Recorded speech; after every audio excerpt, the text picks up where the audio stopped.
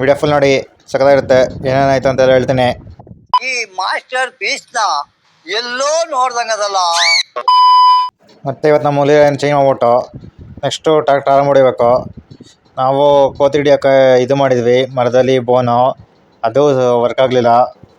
ಆಮೇಲೆ ಯಾವುದಕ್ಕೂ ಹೆದರ್ತಿರೋದು ಈ ನಮ್ಮ ಮೂಲೆ ಹೆಂಗೆ ಹೆದರ್ತಿದ್ದಾವೆ.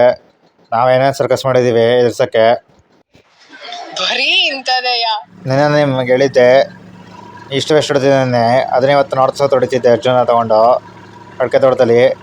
ಆರಂಭ ಅಂತೂ ತುಂಬ ನೀಟಾಗಿ ಬರ್ತಿತ್ತು, ನೀವೇ ನೋಡ್ತಿದ್ದೀರ ಈಗ. ಆಮೇಲೆ ನಮ್ಮ ಅರ್ಜುನ್ ಡೀಸೆಲ್ ಖಾಲಿ ಆಗಿತ್ತು, ಅವ್ನು ತರಕೋಬೇಕು. ಬನ್ನಿ ಹೋಗ್ಬಿಟ್ಟು ಯಾವ ಬಂಕಲ್ಲಿ ತರ್ತೀನಿ ಅಂತೆಲ್ಲ ತೋರಿಸ್ತೀನಿ ನಿಮಗೆ. ಸೊ ರಾಯಲ್ ಬೇಬೆಗಲ್ಲಿ ಹೋಗ್ತೀನಿ ಬನ್ನಿ.